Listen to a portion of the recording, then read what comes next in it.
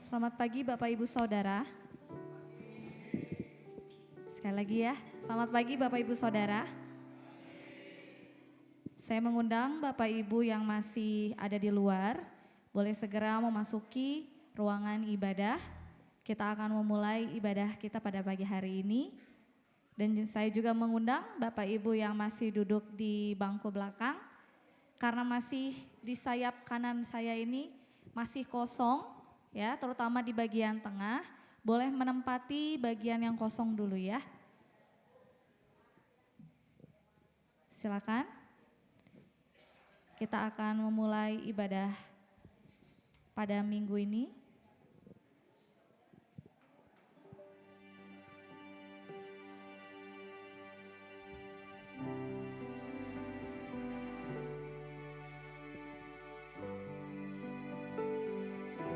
Saya undang Bapak Ibu untuk bangkit berdiri.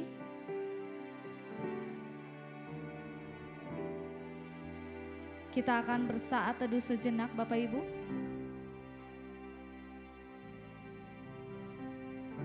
Kita akan merenungkan kebaikan Tuhan sepanjang minggu ini.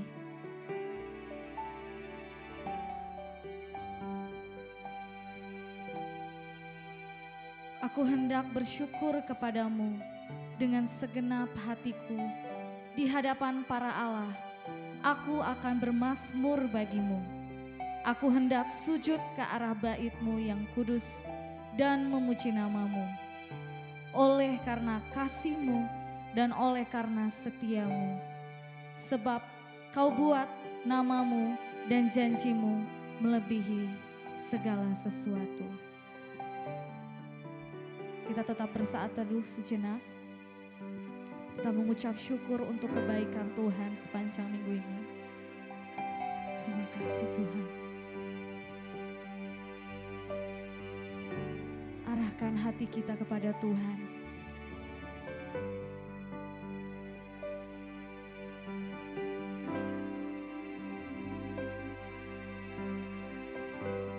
Mari kita angkat pujian kita, nyanyi dan bersorak. Nyanyi dan bersoraklah bagi Dia, pujian hormat kuasa bagi Raja. Gunung tunduk, laut bergelora, mendengar nama-Mu.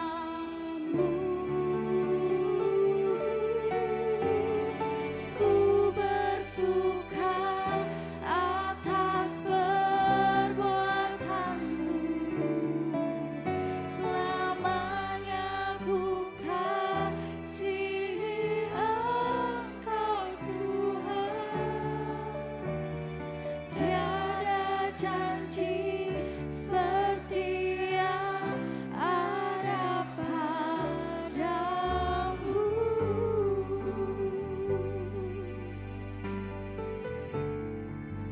Katakan Yesusku, Yesusku, penyelamatku. Tiada yang seperti Engkau.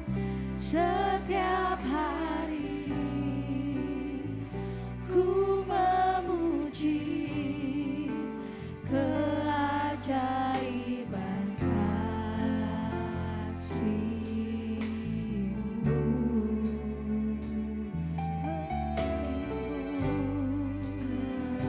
Penghibur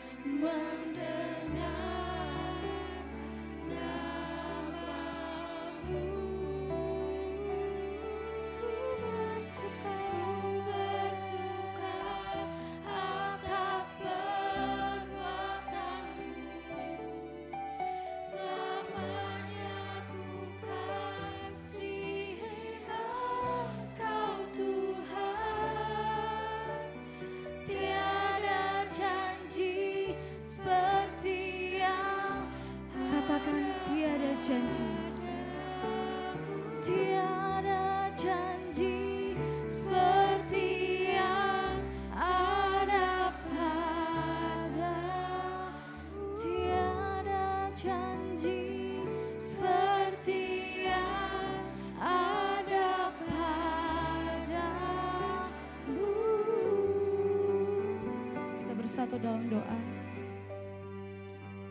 Terima kasih Tuhan atas kasih dan setia Tuhan, penyertaan Tuhan sepanjang hidup kami Tuhan. Terima kasih Tuhan, terima kasih.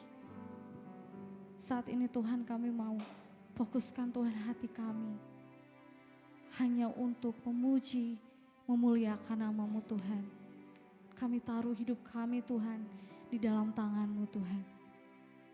Terima kasih Tuhan, terima kasih.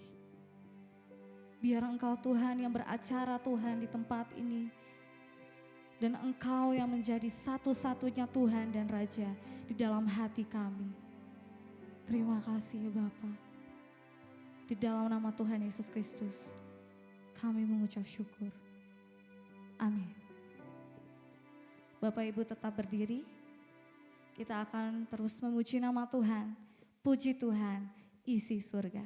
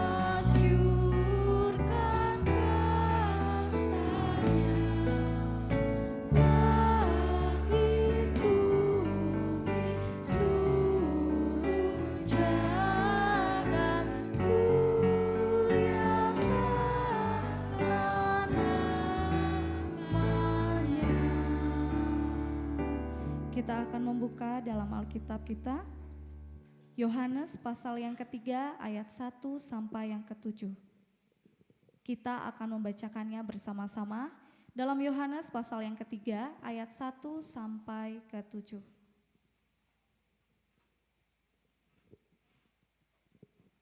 Satu, dua, tiga. Adalah seorang Farisi yang bernama Nikodemus, seorang pemimpin agama Yahudi. Ia datang pada waktu malam pada Yesus dan berkata, "Rabi, kami tahu bahwa Engkau datang sebagai guru yang diutus Allah, sebab tidak ada seorang pun yang dapat mengadakan tanda-tanda yang Engkau adakan itu jika Allah tidak menyertainya." Yesus menjawab katanya, "Aku berkata kepadamu, sesungguhnya jika seorang tidak dilahirkan kembali, ia tidak dapat melihat kerajaan Allah." Kata Nikodemus kepadanya, "Bagaimanakah mungkin seorang dilahirkan kalau ia sudah tua? Dapatkah ia masuk kembali ke dalam rahim ibunya dan dilahirkan lagi?"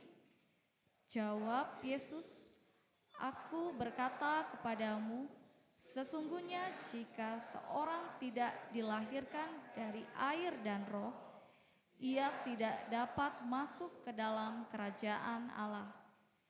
Apa yang dilahirkan dari daging adalah daging, dan apa yang dilahirkan dari roh adalah roh.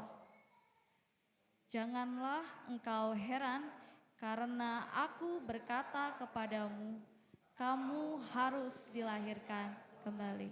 Amin. Saya persilakan Bapak Ibu Saudara untuk duduk kembali.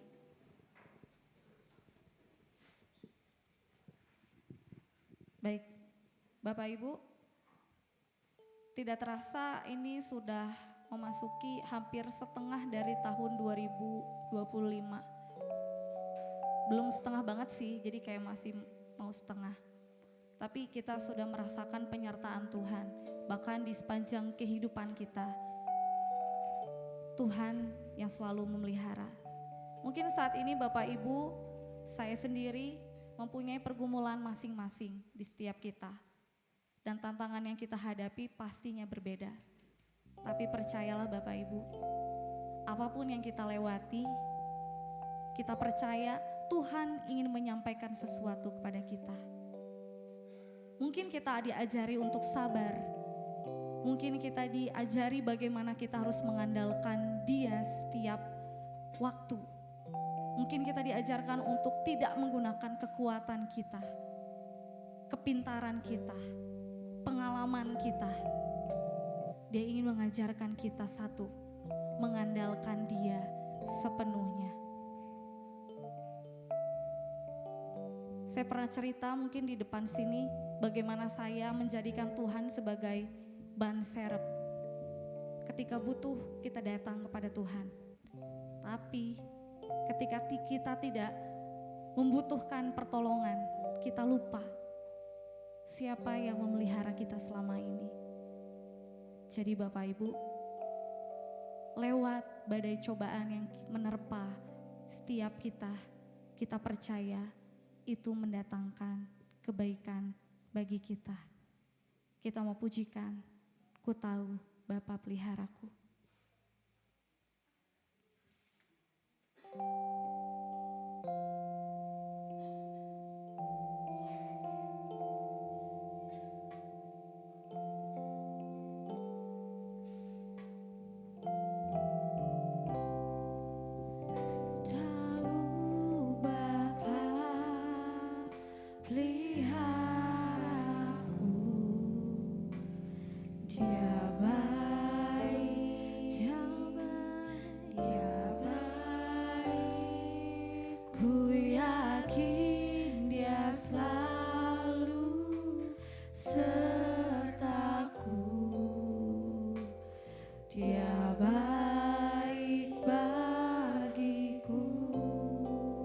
Ku tahu Bapa, ku tahu Bapa peliharaku,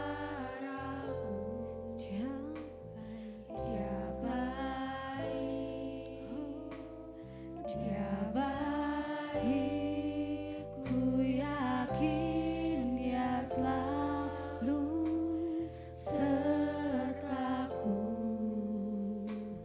Dia bagiku.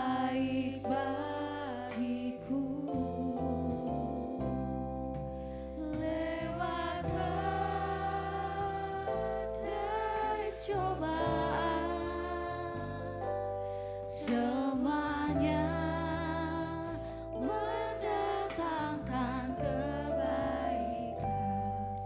Ku tahu Bapa peliharaku, Dia baik bagiku.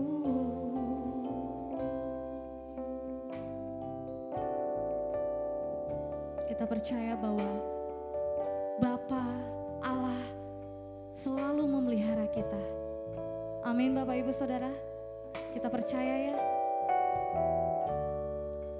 Ku tahu Bapa peliharaku, Dia baik, Dia baik.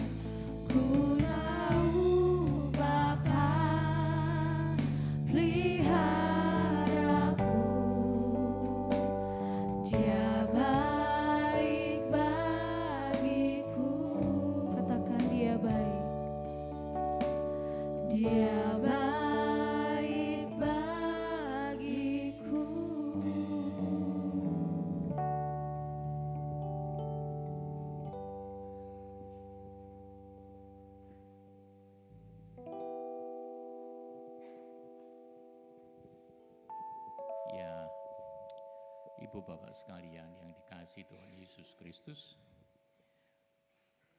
dan juga untuk Pak Pendeta dan Ibu, saya atas nama seluruh jemaat menyampaikan turut berbelasungkawa sedalam-dalamnya atas dipanggilnya Ibunda Bapak Pendeta Hosea. Saya hanya ingin menyampaikan, saya tidak akan mengucapkan selamat jalan karena dia sudah sampai bersama dengan Bapa. Jadi Bapak Ibu sekalian yang dikasihi Tuhan Yesus Kristus, hari ini kita semuanya turut berbelasungkawa dengan Bapak Pendeta Hosea bersama dengan seluruh keluarga. Saya mohon doa-doa Bapak Ibu sekalian untuk seluruh keluarga Bapak Pendeta Hosea.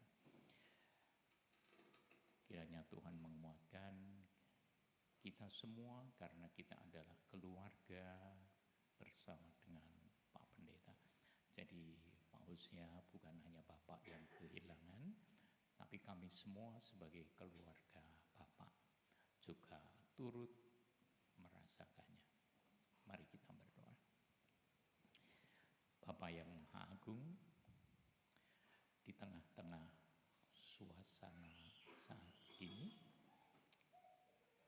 kami menyerahkan segala sesuatunya kepadamu, karena kami tahu yang terbaik Tuhan berikan untuk kami semua, karena Bapa begitu menyayangi kami, begitu mengasihi kami, begitu memperhatikan kami.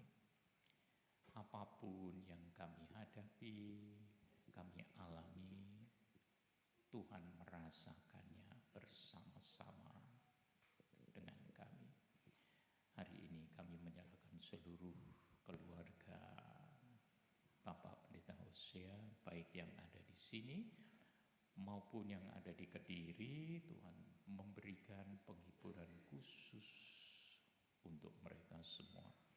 Pada saat nanti pemakamannya, Tuhan menyertai semuanya berjalan dengan baik. Kami tahu bahwa Ibu sudah bersama dengan Bapa dan bersuka cita karena sudah lepas dari penderitaannya di bumi ini.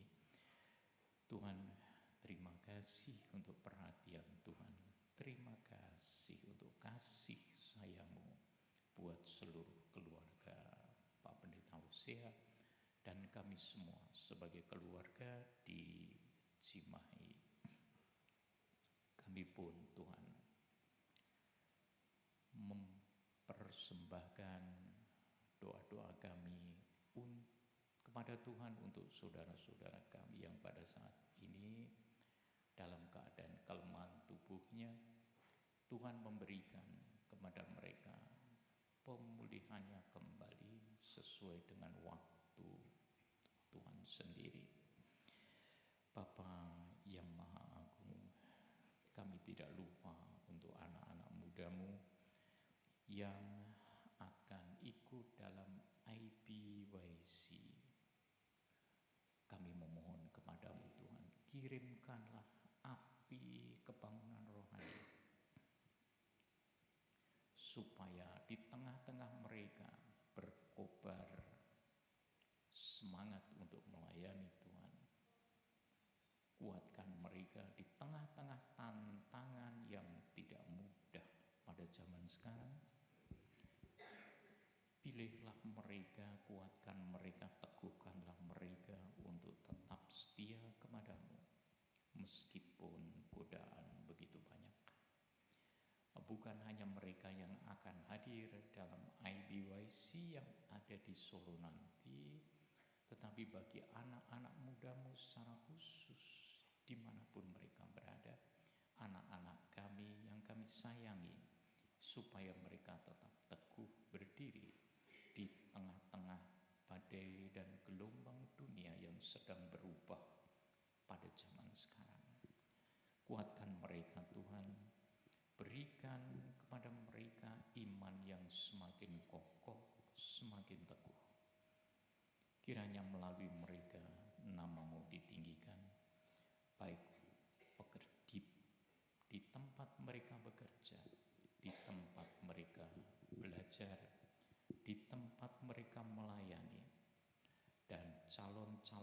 pasangan hidup mereka, Tuhan yang menyiapkan bagi mereka.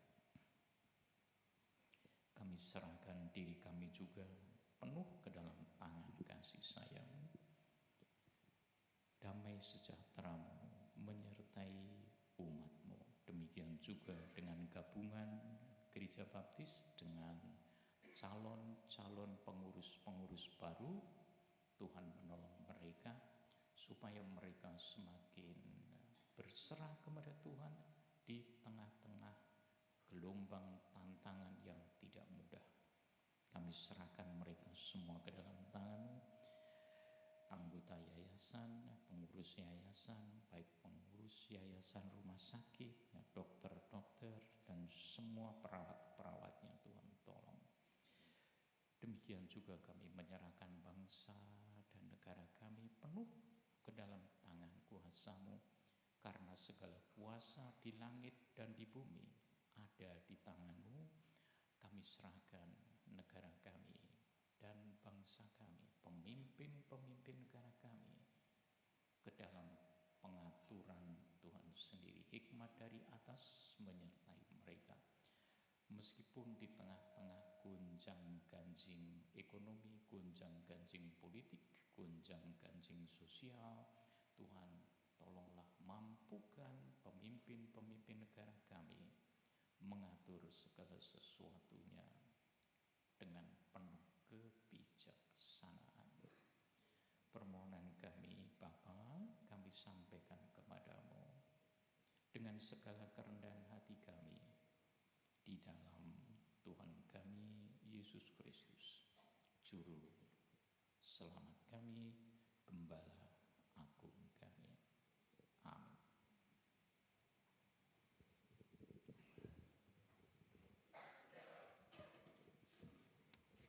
Terima kasih kepada Bapak Diakon Sri Dadi sudah menyampaikan doa syafaat bagi kita semua.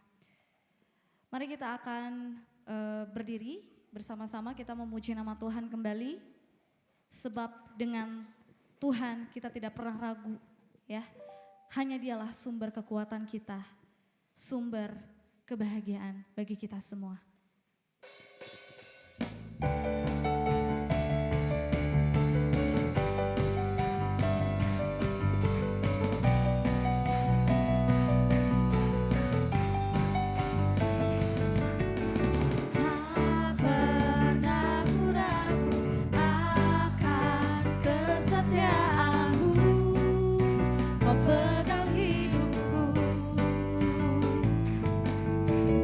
Sepenuh jiwaku ku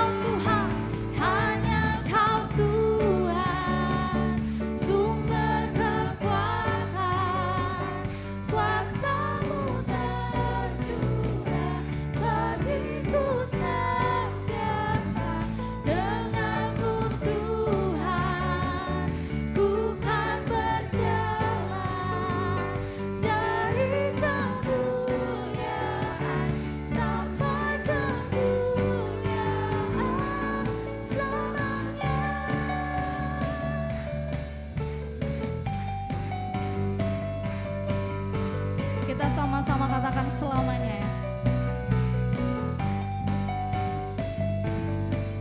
Selamanya. Amin. Saya persilakan duduk kembali. Tiba saatnya kita akan mengembalikan persembahan dan persepuluhan yang akan dilayani oleh keluarga Bapak Kasiman.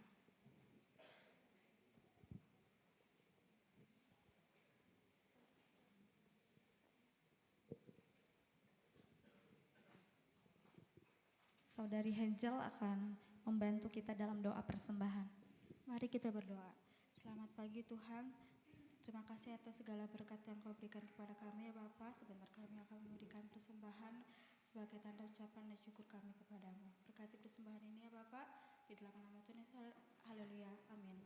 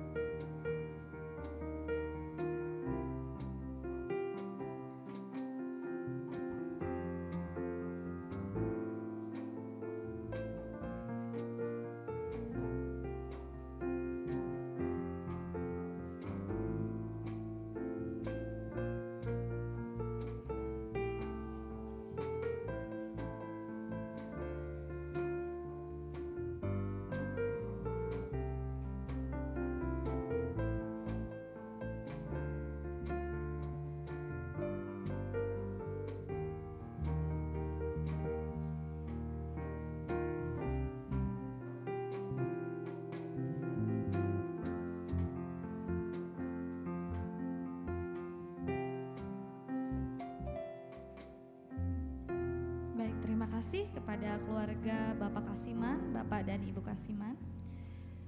Sebelum kita akan mendengarkan khotbah yang berjudul Keteladanan Nikodemus, kita akan menyaksikan persembahan pujian solo dari saudari Jessie Sihombing. Persilakan.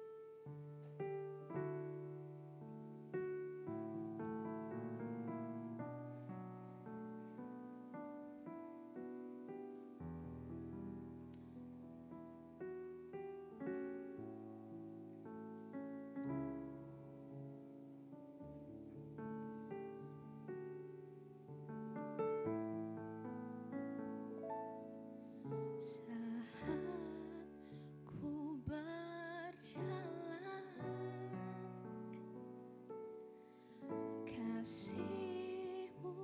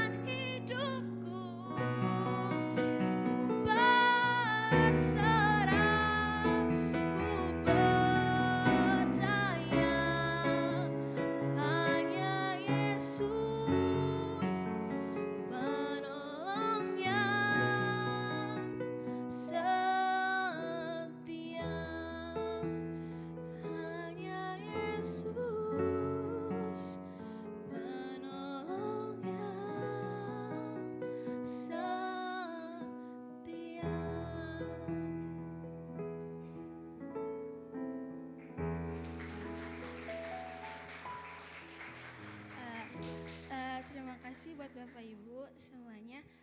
Saya menyanyikan lagu ini sebagai bentuk berterima kasih kepada Tuhan betapa indahnya Tuhan selalu menolong saya. Terima kasih.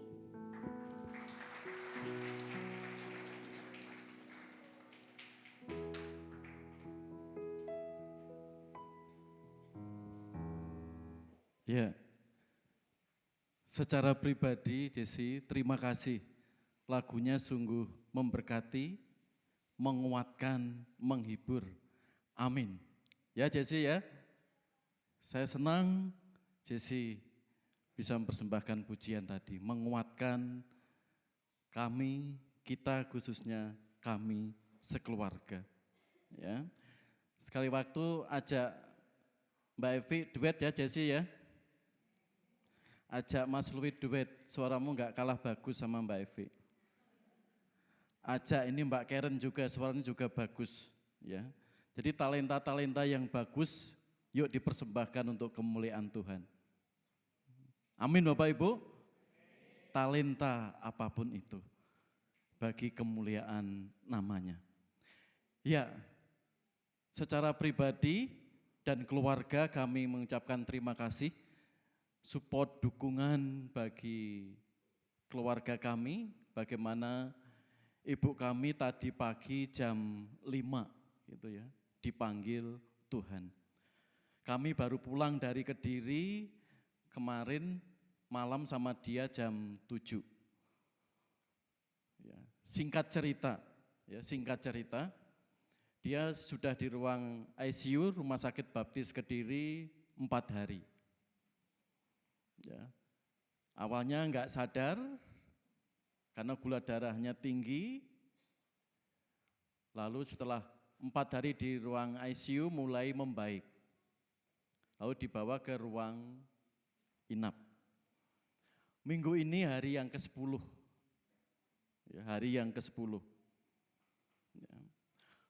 5 hari kami mendampingi, menguatkan, mendoakan, ya, bagaimana kuasa Tuhan boleh bekerja. Ternyata setelah di ruang inap itu 4 hari, kok gula darahnya enggak turun-turun.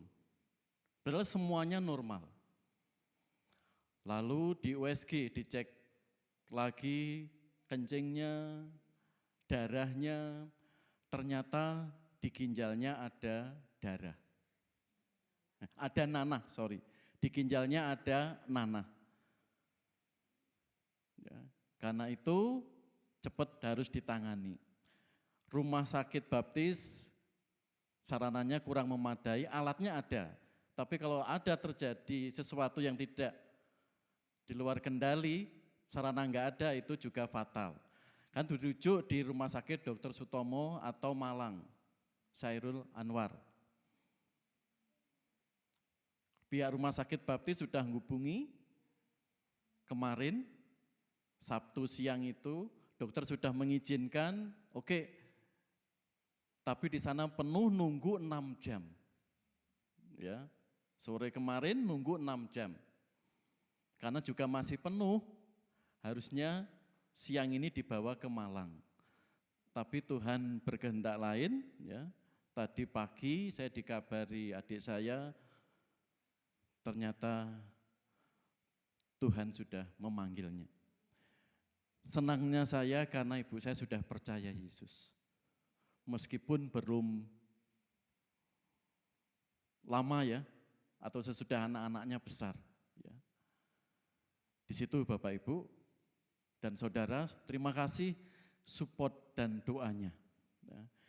Hari ini sangat spesial ya, bagi saya secara pribadi. Ya. Saya sebenarnya sudah minggu depan jadwalnya Diakon Sidadi ya yang khotbah. Ya. Karena itu saya pulang, nanti ya.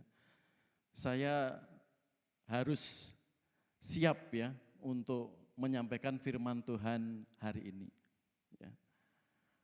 Meskipun kemarin pagi saya dan dia pamit ya kepada ibu saya, ya bisa ya diajak ngobrol bisa, ya hati-hati dan sebagainya gitu ya. Dah, saya di kereta itu ngelamun terus sampai dia, air matanya menetes terus, tapi dia nggak tahu, ya. Saya diginikan dia beberapa kali, ya. Ya, tadi pagi dikabari, ya harus kuasa Tuhan betul Diakon, sudah enak. Kalau saya melihat penderitaannya ya luar biasa, ya luar biasa. Saya 5 hari itu ingin mendampingi, gitu. Tapi hari ketiga saya sendiri drop, ya. Saya nggak pernah tidur di lantai, di karpet gitu ya. Kalau malam hari ternyata saya drop sendiri ya. Malah saya masuk angin, badan itu pegal-pegal semua, ya. Karena itu saya cuma tengok siang, malam pulang lagi.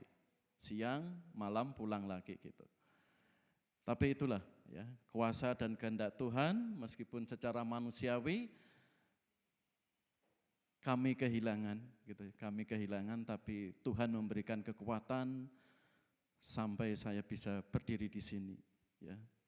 Semakin kuat. Terima kasih untuk doa-doa support ya, lagu Jesse tadi ya. Saya melihat Jesse sudah nyanyi di sini, saya sangat senang. Ya, Budame ya. Keberaniannya luar biasa. Ya. Sudah sangat luar biasa. Ya, bulan depan siapkan lagu lagi. Tuhan berkati Jesse. Ya, mari Bapak Ibu kita berdoa sebelum belajar firman Tuhan hari ini. Bapa di surga, mohon kuasa Roh Kudus-Mu memimpin kami semua. Sehingga firman-Mu yang kami pelajari hari ini memberkati kami. Berbicaralah Tuhan, pribadi lepas pribadi kami. Sehingga firman-Mu menopang, menguatkan kami semua. Di dalam Putra-Mu Yesus Kristus dan kuasa Roh Kudus, kami menyerahkan doa dan syukur ini. Amin. Ya, keteladanan Nikodemus. Ini sering kita lihat, bahkan mungkin keluarga kita, teman kita ada anaknya yang Nikodemus. Tapi tahukah siapa Nikodemus itu? Mari kita lihat Nikodemus adalah seorang Farisi yang bernama Nikodemus, seorang pemimpin agama Yahudi. Tuh di ayat 1 itu. Perhatikan, seorang Farisi yang bernama Nikodemus, seorang pemimpin agama Yahudi. Ya, dia anggota yudikatif Sanhedrin saat itu 70.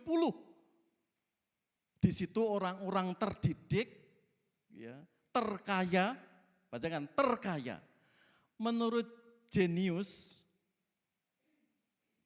Nikodemus orang ketiga terkaya di kota Yerusalem abad pertama. Karena posisinya di situ. Dia terpandang rabi, seorang guru yang lolos seleksi menjadi 70 anggota majelis Sanhedrin. Terhormat karena kedudukannya itu. Terkeras karena masopnya itu masop Farisi. Masop Farisi ini masopnya anggotanya sangat banyak dan terkeras. Kita lihat ya banyak di Alkitab bagaimana bersinggungan dengan teguran-teguran orang-orang Farisi kepada Kristus dan kecaman-kecaman Yesus kepada masop ini. Pada waktu itu ada 4 masop. Masop Farisi seperti Nikodemus ini. Masop Saduki, orang-orang yang punya kedudukan pemerintahan yang pro penjajah atau Romawi, yang tidak percaya kebangkitan. Masop Selot, orang-orang yang nasionalis betul, yang selalu membawa gelati di kirinya, dan Masop Iseni. Masop Iseni itu orangnya ngalah sabar. Dan senantiasa tidak mau tinggal di kota. Dan ciri Masop Iseni selibat, gak mau menikah. Itu. Tapi Nikodemus masop terkeras yaitu Farisi. Dan masop di sini sangat berpengaruh keberadaannya. Dengan kekayaannya, dengan kedudukannya, dengan masop Farisi yang betul-betul banyak orang ingin bergabung ke dirinya. Karena itu pengaruhnya luar biasa. Saudara, dengan kondisi seperti ini, otomatis Nikodemus itu betul-betul orang penting di Yerusalem saat itu. Mari kita melihat apa yang bisa kita pelajari dari kisah Nikodemus yang ingin bertemu dengan Tuhan Yesus. Keteladanan Nikodemus yang pertama, rendah hati, saudara. Ya, perhatikan di situ. Ia datang pada waktu malam kepada Yesus dan berkata, Rabi, kami tahu bahwa engkau datang sebagai guru yang diutus Allah. Sebab tidak ada seorang pun yang dapat mengadakan tanda-tanda yang engkau adakan itu, jika Allah tidak menyertainya. Di sini, Nikodemus memuji kehebatan Tuhan Yesus. Dia berkata, sebab tidak ada seorang pun yang dapat mengadakan tanda-tanda yang engkau adakan itu jika Allah tidak menyertainya. Apakah pujian itu membuat Yesus terlena, saudara? Tidak. Yesus langsung tahu apa yang dibutuhkan Nikodemus. Biasanya kalau orang gila pujian, saudara, terus dibicarakan kehebatan dan kehebatannya. Tapi Yesus tidak seperti itu. Pujian Nikodemus kepada Yesus, Yesus tidak terjebak pujiannya. Justru Yesus langsung mengkat pujian Nikodemus di situ. Yesus langsung menjawab, katanya, aku berkata kepadamu, sesungguhnya jika seorang tidak dilahirkan kembali, ia tidak dapat melihat kerajaan Allah. Yesus langsung pada pokok masalah apa yang dibutuhkan Nikodemus, yaitu pengampunan.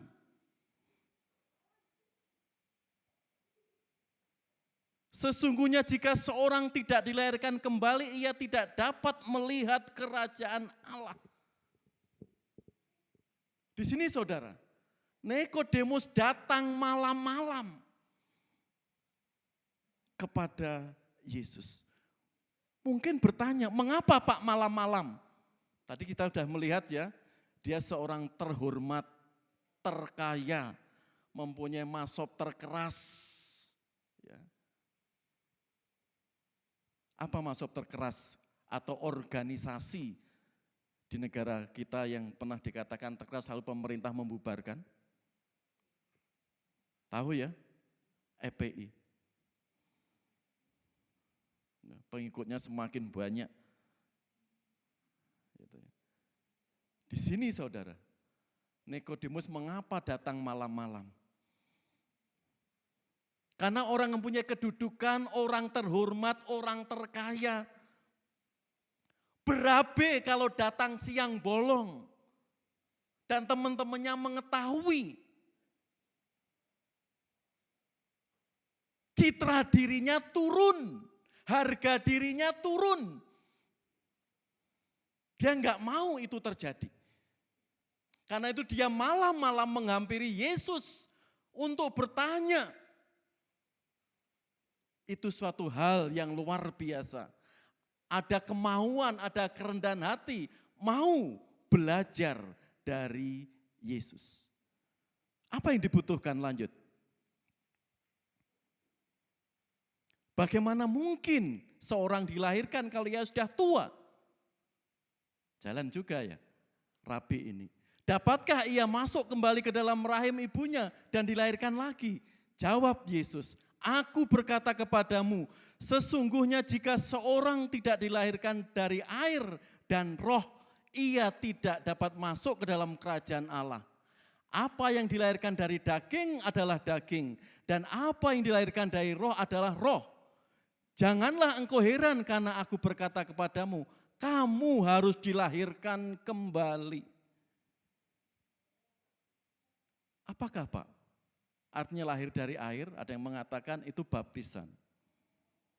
Semua orang yang sudah mengaku Yesus Kristus Tuhan harus dibaptis. Tanda ia lahir baru. Tapi juga mempunyai makna lahir dari air apa? Jadi dari daging, dari rahim ibu kita, air ketuban itu. Ada yang lahir dari laki-laki? Ada Bapak Ibu? Enggak ada.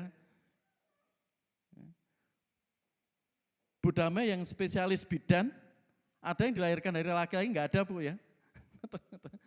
Ya, enggak ada. Lahir dari air ketuban. Ada yang mengatakan dibaptis saat orang itu percaya. Dan lahir dari roh. Roh Kudus, roh Allah yang menerangi hati orang itu percaya Tuhan Yesus. Itulah seorang bisa masuk kerajaan surga, kerajaan Allah, syaratnya. Selain dia dilahirkan dari air, satu lagi, lahir dari roh. Bisakah itu? Sangka Nikodemus kepada Yesus. Kamu itu seorang rabi seharusnya tahu ya di ayat-ayat setelah itu. Tapi mengapa kamu enggak ngerti? Saudara, dampak mau belajar di sini nanti kita lihat. Keteladanan Timotius. Perjumpaan secara pribadi dengan Yesus berdampak besar hidupnya. Dia tersentuh hidupnya oleh kehidupan Tuhan Yesus. Mau belajar dari Yesus dibanding 69 temannya tadi. Yang selalu apa? Mengkritik Yesus. Bicara keras kepada Yesus. Dan apa yang diajarkan Yesus dan tanda-tanda keilahian Yesus selalu apa? Ditolak. Bahkan saat pengikut Kristus banyak apa saudara yang terjadi? Orang-orang Farisi, teman-teman Nikodemus, bagaimana mencari cara menangkap Yesus, membunuh Yesus. Sampai akhirnya apa? Dia dituduh menghujat Allah. Layak dia dihukum mati. Itu teman-teman Nikodemus. Tapi Nikodemus ini diam-diam suatu malam menjumpai Yesus. Dan di lubuk hatinya ada sikap apa? Rendah hati. Resikonya mudah? Enggak mudah saudara. Apalagi masuk mazhab di situ. Sekarang aja. Kalau bendera partainya misalkan biru, di DPR, dia suaranya lain, apa yang terjadi? Dievaluasi. Kalau sudah dievaluasi, sudah bisa dicorek oleh ketua partai. Resikonya besar. Menyangkut apa? Kehidupan suami istrinya, pekerjaannya, penghasilannya. Dan itu pasti. Kata Nikodemus bertemu dengan Yesus malam-malam membayar harga yang mahal saudara. Kalau enggak ada kerendahan hati memberanikan diri, pasti dia bisa seperti 69 temannya. Tapi dia mau belajar dari Yesus. Mari kita lihat contoh-contoh orang yang mau belajar dari Yesus. Abraham Lincoln.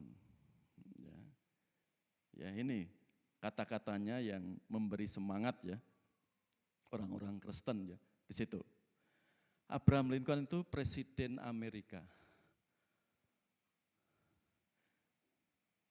Saat menjabat pun apa yang terjadi?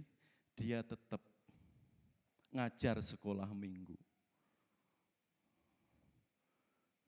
Ya. Meskipun saya berjalan terlambat tetapi saya tidak pernah berjalan kembali atau melihat ke belakang lagi. Kata-katanya diambil dari Alkitab. Kalau hidup saya berjalan tidak baik, buruk, saya akan merasa buruk juga.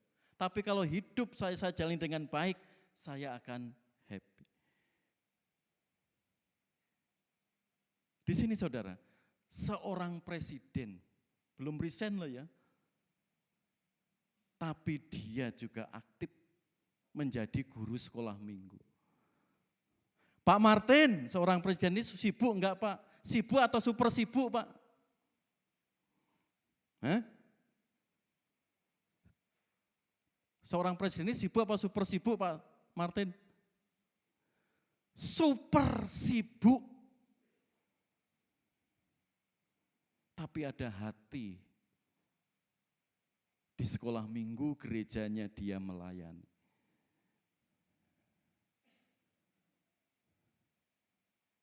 Kalau sekolah minggu itu kan anak-anak, gereja sana enggak ada sekolah minggu, itu salah Bapak Ibu.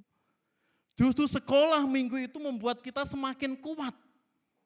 Tadi Pak Tri, Pak Mister, Pak Wadawi pimpin diskusi tadi. Ya Pak Timbul ya. Ya Pak Pahan ya. Semakin dikuatkan wawasan kita. Bagaimana menggali firman Tuhan. Kalau hidup kita tidak diisi dengan firman Tuhan, kita itu mudah kecewa, mudah putus asa. Ini orang super sibuk di sini, seorang presiden. Meluangkan waktunya, bisa sekolah minggu. Membagi waktunya. Itu kan luar biasa. Dia enggak merasa harga dirinya turun.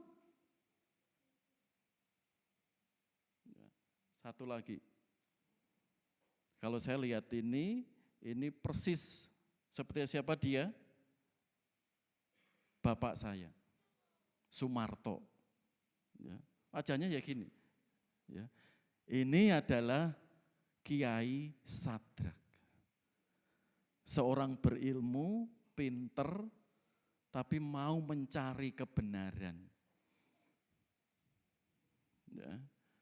Dalam doanya dia mencari kebenaran. Ternyata kebenaran ada di gambar salib. Salib itu lambang orang Kristen.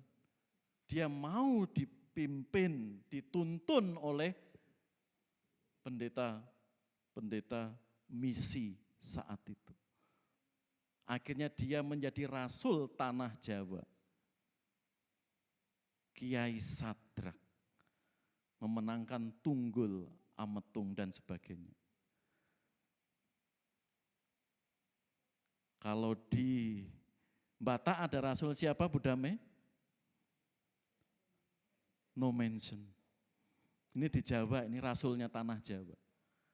Dari orang-orang yang terdidik, terpandang, dibekali ilmu yang luar biasa, tapi mau mencari kebenaran. Dia tidak merasa citra dirinya, saudara, direndahkan tidak. Tapi dia mencari itu. Supaya apa? Banyak orang diberkati. Contoh satu lagi. Nih, ini semuanya orang pinter, saudara. Tapi mengapa sekarang mereka mau jadi pendeta? Mau mencari kebenaran, mau belajar, intinya di situ. Seperti Nikodemus tadi mau belajar dari Tuhan Yesus. Dibanding mengeraskan kepalanya. Seperti 69 teman Nikodemus. Di sini. Akhirnya dipakai Tuhan luar biasa.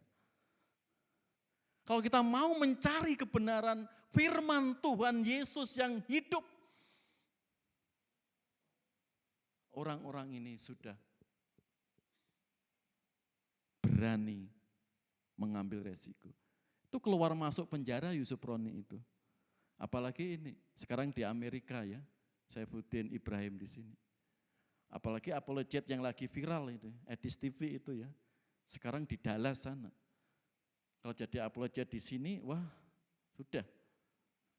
Ya.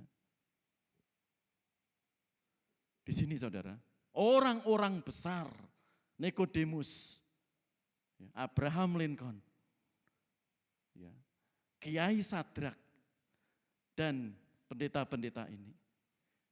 Karena sudah menemukan kebenaran, disitulah ia melakukan sesuatu untuk Tuhan Yesus. Bagaimana dengan Bapak Ibu? Memang kita beribadah minggu menyempatkan waktu saja. Apalagi sekolah minggu. Ya. Itu perlu kerendahan hati kita. Kalau enggak ada kerendahan hati dan ketulusan saudara, susah apalagi di era sekarang. Ya. Jam 2 kemarin renungan Pak Mister tentang kesabaran. Kesabaran banyak manfaatnya. Seperti pahlawan juga menyelamatkan. Orang-orang yang rendah hati, salah satu karakternya yaitu kesabaran. Yang memberi kita kuat, survive di tengah-tengah tantangan di era sekarang ini.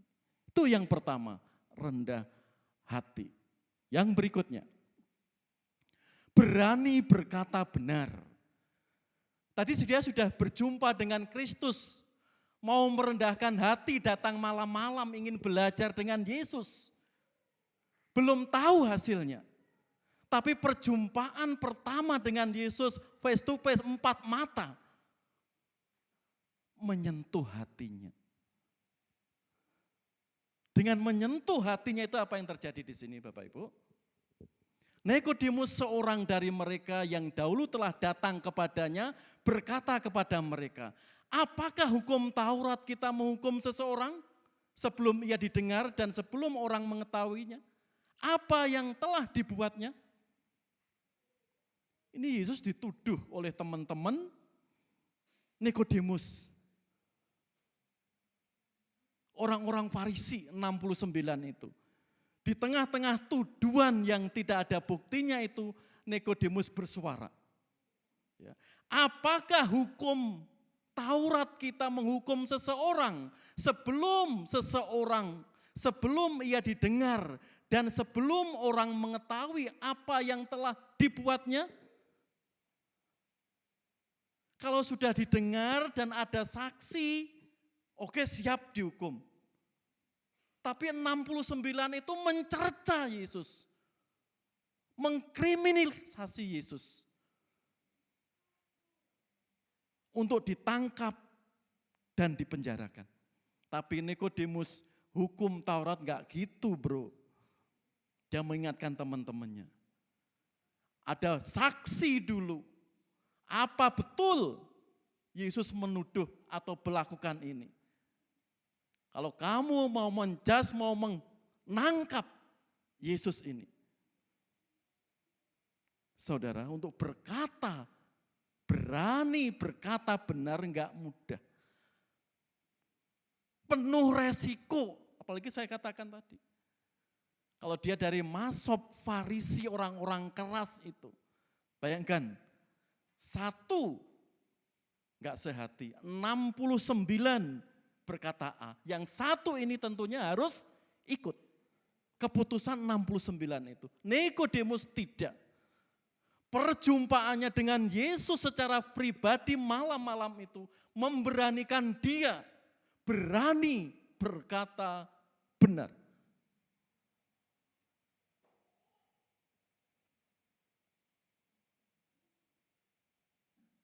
Ini men-challenge kita. Beranikah kita berkata benar meskipun resikonya itu luar biasa, Bapak Ibu.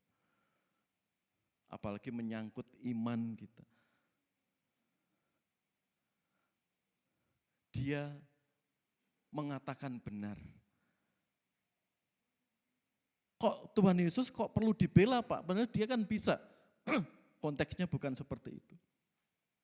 Karena orang Farisi mau menangkap dan mengadili itu berdasarkan hukum Taurat.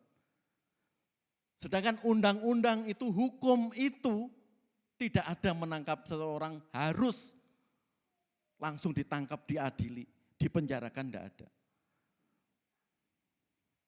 Nikodemus mengatakan ini salah kepada teman-temannya. Di sini saudara dikasih Tuhan. Perjumpaan dengan Yesus secara pribadi mengubah mindset, pola pikir, bahkan tindakan Nikodemus. Berani menyatakan sesuatu yang benar. Ya, seperti firman Tuhan sekolah minggu tadi. Jangan malu mengakui Yesus, bahwa Anda Kristen, bahwa Anda percaya Yesus kepada orang lain. Nanti Tuhan juga akan malu kalau Anda malu mengakui Yesus di tengah-tengah saudara yang belum mengenal Tuhan Yesus. Di sini Nikodemus berani berkata benar di tengah-tengah temannya yang mayoritas tidak sepaham apa yang dikatakan Nikodemus ini. Lanjut. Ini contoh yang fenomenal ya. Meskipun banyak yang menghujat. Ya. Mungkin Bapak Ibu pernah membaca di sini. Kata-katanya ini sering dikutip. Saya kutip di sini. Saya sudah betul-betul muak dengan kemunafikan. Pejabat-pejabat DKI luar biasa, santun sekali kalau ngomong sama saya. Tetapi ternyata mereka bajingan semua. Tahu Pak Sitanggang bajingan? Pak Martin bajingan? Kalau orang Jawa Timur sudah Pak ya. Orang-orang yang betul-betul sangat-sangat jahat, licik, bajingan kamu. Sudah gitu. Di situ. Ya. Berani betul. Ya. Dikatakan juga, bagi saya definisi santun adalah berjuang mewujudkan keadilan sosial buat rakyat. Tidak mencuri uang rakyat itu namanya santun.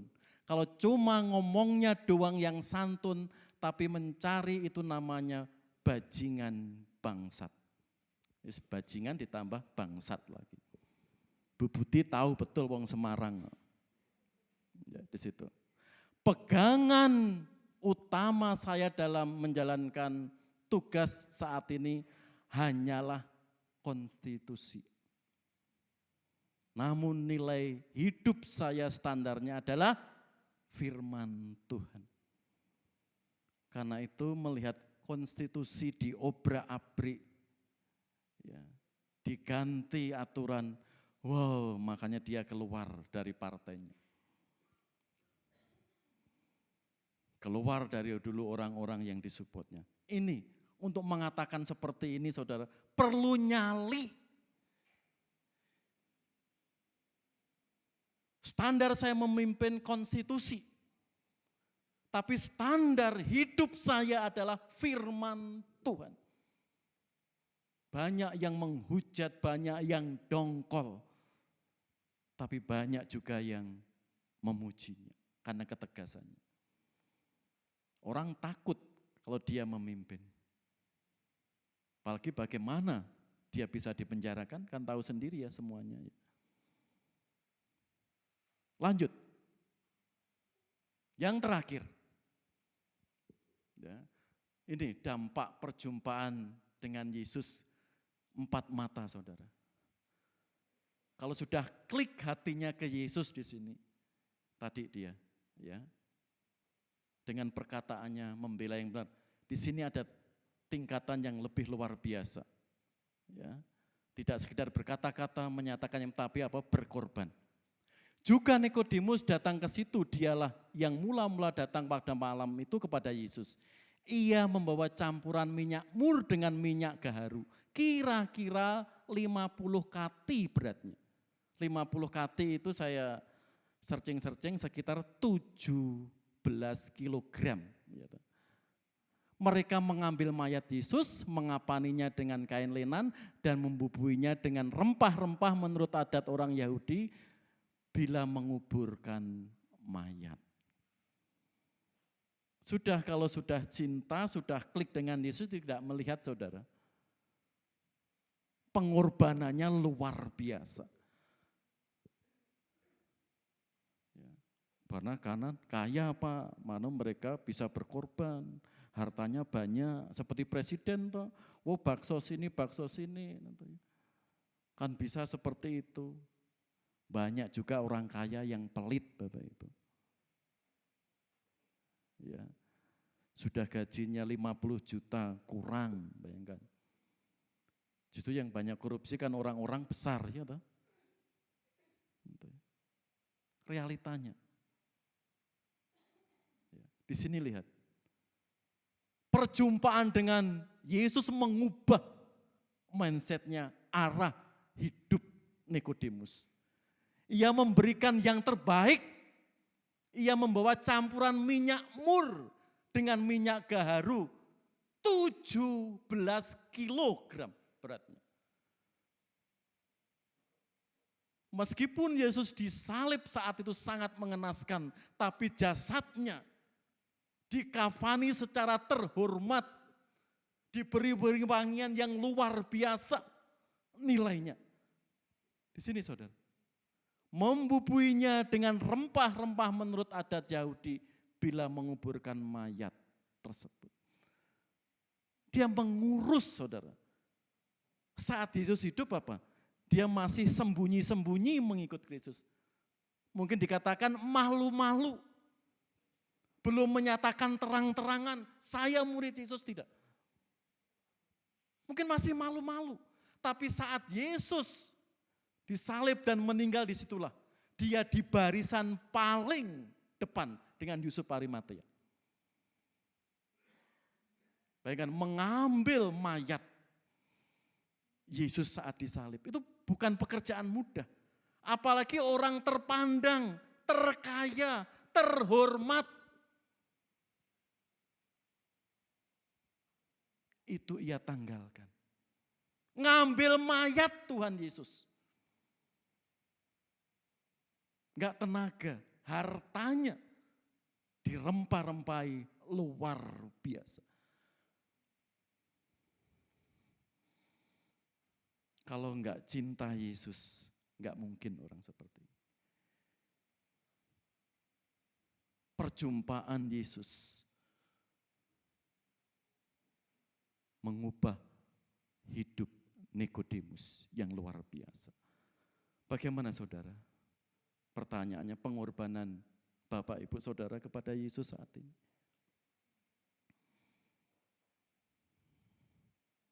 Meskipun kita enggak sehebat Nikodemus, yang sederhana saat ini, apa yang Anda sudah korbankan bagi Yesus?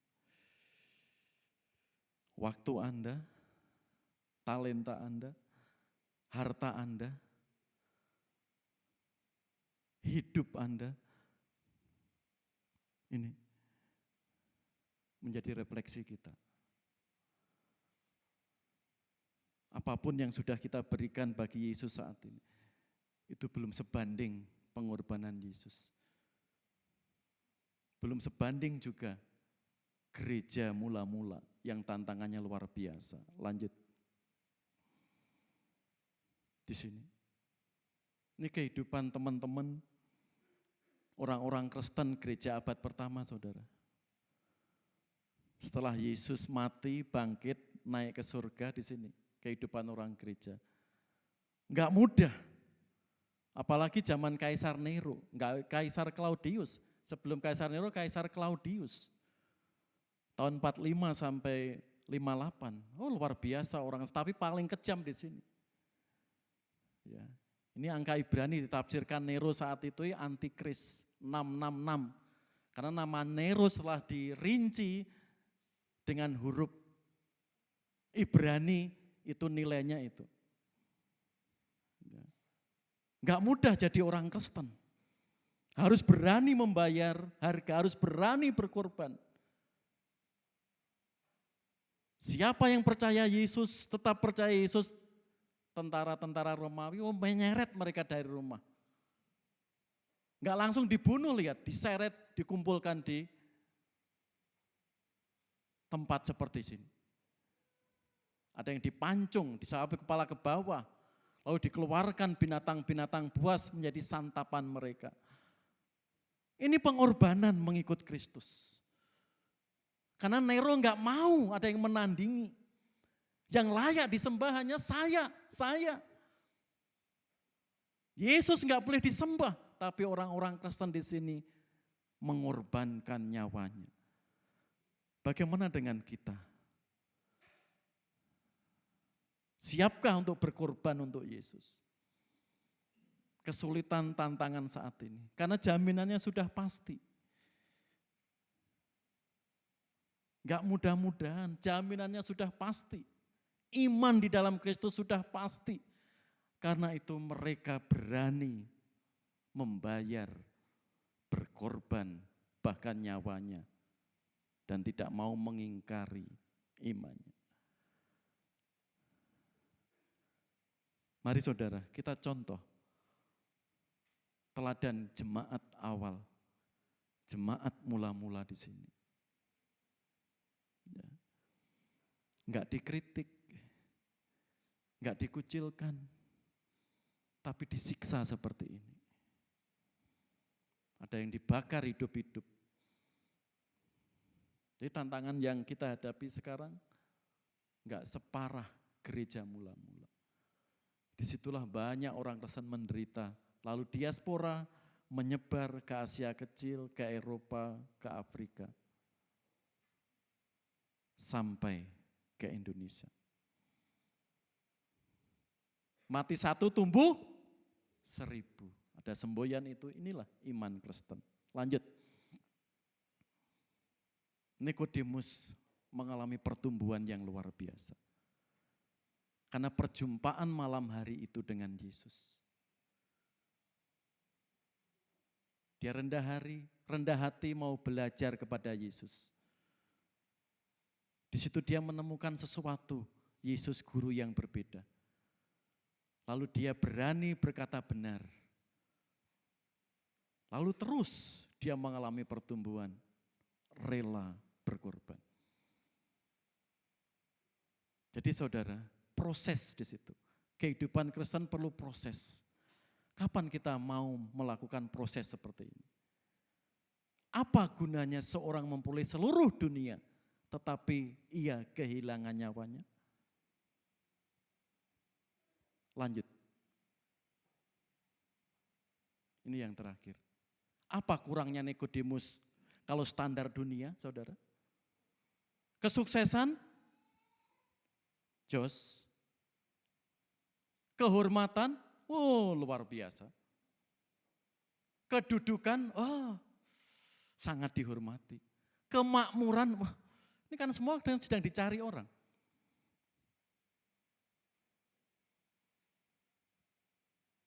Ini kan sedang mencari itu. Kita akan ingin sukses, ingin makmur, ingin kedudukan, ingin dihargai, ingin terhormat. Itu kan sedang dicari dunia, dicari manusia di dunia. Termasuk kita. Sekolah, tinggi-tinggi, bekerja, luar biasa. Masih ingin seperti ini. Bahkan ingin menjadi DPR caleg.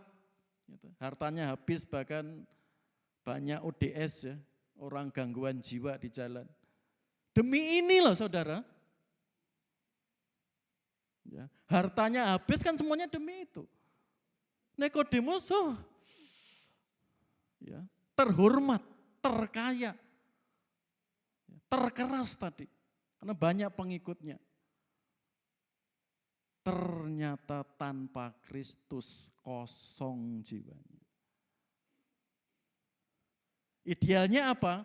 Ini kita perjuangkan, Yesus terus kita undang. Jangan sebaliknya, Yesus ditinggalkan. Gara-gara pacar, gara-gara aku Kristen, pangkatku enggak naik-naik. Gara-gara aku Kristen, dijauhi temanku, dijauhi, sering putus. Tapi kalau yang enggak seiman kok enak toh Pak, gombal itu Bapak Ibu. Itu tipuan iblis seperti itu. Ya, ingat, itu umpan iblis seperti itu. Enggak Pak, itu realita banyak juga seperti itu Pak, banyak Pak. Kalau saya ke gereja seiman lah, enggak cocok. Tapi kalau sudah itu kok klik, ingat saudara, melawan firman Tuhan fatal bahayanya. Nikodemus itu merasakan. Dunia sedang mencari itu. Setelah menemukan apa? Nikodemus ada kekosongan. Tapi setelah bertemu dengan Yesus, ada perubahan yang radikal dirinya. Karena itu di sini, akulah pokok anggur dan kamulah ranting-rantingnya. Barang siapa tinggal di dalam aku dan aku di dalam dia, ia berbuah banyak. Sebab di luar aku, kamu tidak dapat berbuat apa-apa. Di luar Kristus, gak ada keselamatan, kita gak bisa apa-apa. Sukses oke, semu, uang banyak, harta banyak, kedudukan tinggi, titel banyak, semu Bapak Ibu. Sudah banyak contohnya ini. Salomo kurangnya apa? Daud kurangnya apa? Nikodemus ini kurangnya apa? Siapa yang gak ingin dihormati? Siapa yang gak ingin kaya? Itu kan yang dicari orang. Justru kadang orang terbalik. Yesus ditinggalkan demi mereka bisa sukses. Yesus dinomorduakan demi mereka kedudukannya. Mari Bapak Ibu, semua orang tua di sini, doanya harus keras. Tidak hanya keras, juga tegas kepada anak-anak kita. Ya. Sehingga apa? Apa yang dikatakan Yesus betul-betul masuk di dalam diri kita. Ibadah kita sia-sia, tidak ada gunanya jika dalam ibadah itu kita enggak bertemu dengan Yesus di hati dan pikiran kita. Tidak akan membawa berkat kekuatan saudara. Tapi datang ke gereja, saya butuh Yesus. Saya mencari Yesus di situ saudara. Kita klik. Banyak orang ke gereja cuma tradisi. Wah ini minggu saya ke gereja. Wah ini saya tugas melayani. Wes pokoknya sekedar tugas, sekedar minggu. Tapi Yesus tidak ada. Hati-hati, tipu daya iblis. Orang itu tidak bisa kuat menjalani tantangan hidup ini. Jika hanya semu saja, Yesus tidak masuk hatinya. Mari saudara, kita semakin kokoh di dalam Tuhan. Kita seperti Nikodemus semakin bertumbuh. Dan bertumbuh itu butuh proses. Dan proses itu kadang menyakitkan. Mari kita tetap datang pada Sang Juru Selamat, Kristus, sumber berkat ini. Mari kita berdoa.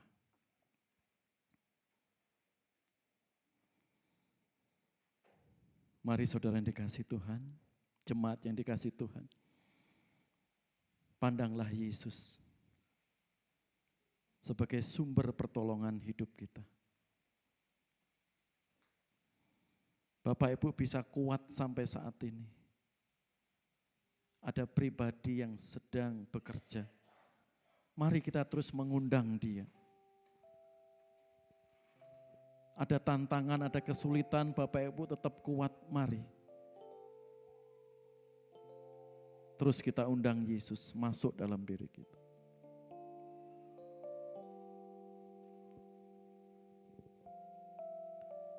Bapa yang Maha Kasih, Engkau tahu setiap kesulitan kami Tuhan. Engkau tahu setiap keraguan kami. Biarlah kami seperti Nikodemus mau rendah hati dan terus mau belajar kepadamu Tuhan. Apa gunanya kami mempunyai segala sesuatu di dunia ini? Semua materi tercukupi. Mempunyai kedudukan, mempunyai kehormatan. Semuanya terpenuhi. Tapi kami kehilangan nyawa kami. Tapi Tuhan jauh dari kami. Rasanya kami kesepian. Kami kehilangan damai sejahtera. Biarlah Yesus hari ini kami ada kerendahan hati, mau belajar dari Engkau. Dari firman-Mu Tuhan. Sehingga hubungan kami yang baik dengan Engkau menjalin kami semakin kuat. Kami semakin bertumbuh, kami semakin dewasa, kami semakin kokoh. Sehingga kesulitan yang di depan kami Bapa bisa kami lewati. Berkati Tuhan setiap jemaat-Mu dengan segala pergumulannya hari ini. Yesus menopangnya. Yesus memimpinnya. Terima kasih Bapa.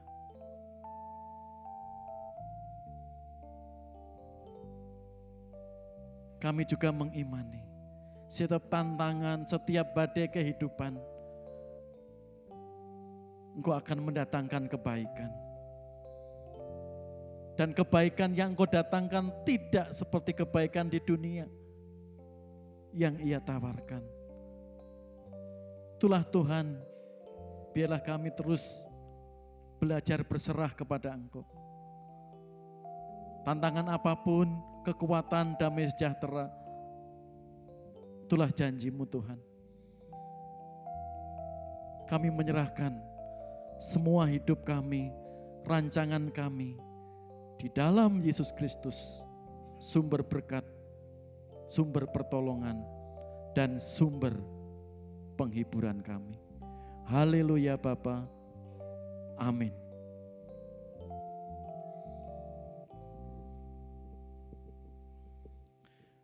Jemaat yang dikasih Tuhan, sebelum doa berkat ada beberapa pengumuman. Persekutuan doa Rabu 21 Mei, ya, renungan Pendeta Hosea. Silahkan kami mengajak Bapak Ibu bisa bergabung untuk saling menguatkan, saling memberkati. Dalam persekutuan doa Rabu secara online jam 7 sampai jam 8 malam. Lanjut. Pengkhotbah minggu depan 25 Mei Diakon Sri Dadi Atianto. Makasih Diakon. Lanjut Mbak. Petugas ibadah minggu 25 bisa dilihat Bapak Ibu. Ya, di buletin atau di layar sehingga semuanya siap untuk melayani Tuhan. Sekolah minggu gabungan besok minggu ya. Kelas Indria sampai tunas muda dilayani guru-guru Indria, kelas remaja sampai dewasa dilayani Diakon Wardoyo Ruslan.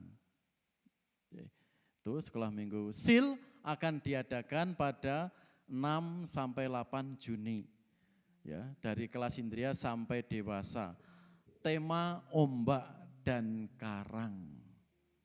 Ya, bisa melihat ya, kalau ombak dan karang seperti apa? Ya.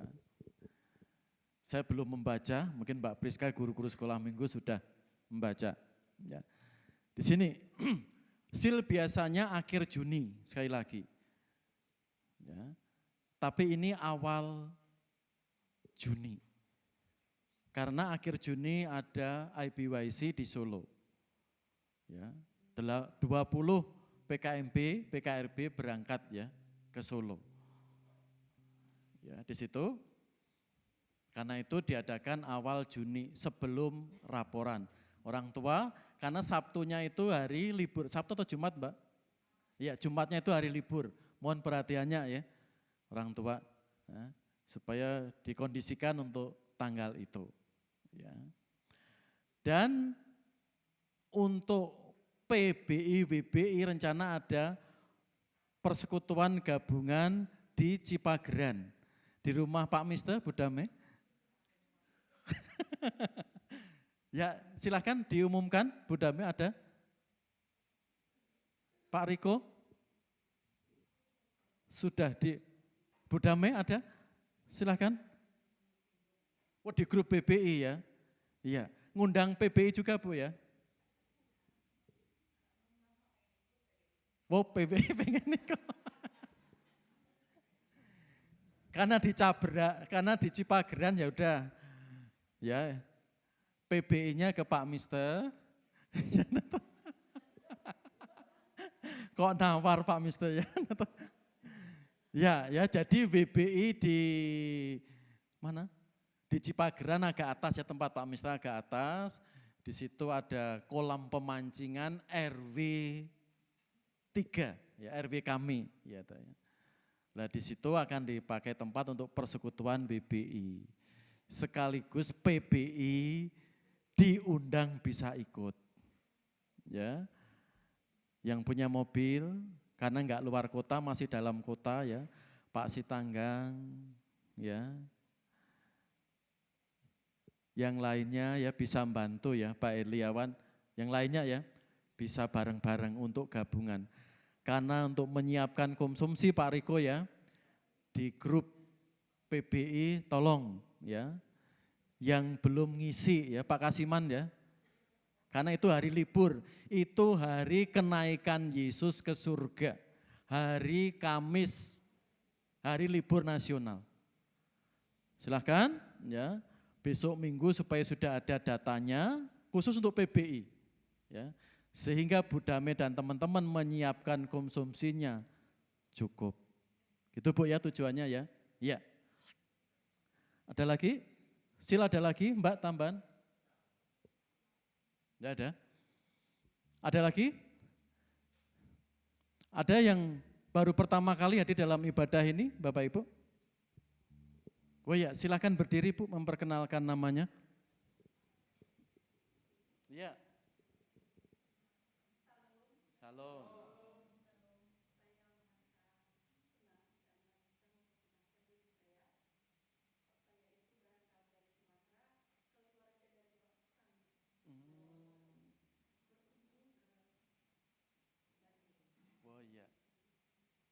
Jadi adik Bu Sitanggang. Oh kakak, iya berkunjung ke adik, iya berarti kakak betul, ya. Iya. Terima kasih Ibu, ya Tuhan Yesus memberkati. Sendiri ya, enggak sama keluarga Bu ya, oh sendiri ya. Nanti pulang diantar Pak Sitanggang Bu. Nanti ngantar lagi Pak Sitanggang ke sini. Terima kasih Ibu, makasih ya. Ada lagi? Ya, mari kita bangkit berdiri, kita doa berkat di hadapan Allah Bapa kita di surga. Mari kita mohon berkat kepada Bapa di surga. Kepada Allah Tritunggal, Allah yang kami sembah, kami puja. Di dalam Allah Bapa, Allah Anak, dan Allah Roh Kudus. Berkat-Mu turun bagi kami semua. Kita aminkan, Tuhan-Mu memberkati-Mu.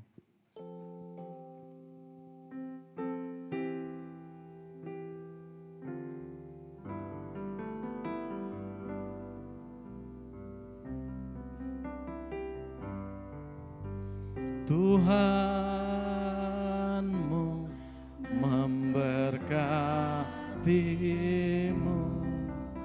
Tuhan melindungi, menyinari-Mu, memberi kasih karunia. Tuhan menyinari-Mu dengan wajah-Nya, memberikan si karunia,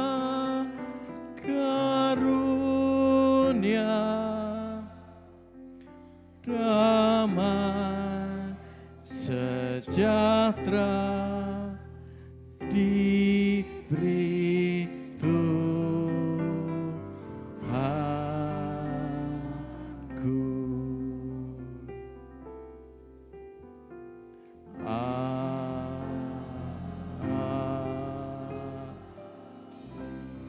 Silakan duduk kembali, kita saat teduh sejenak.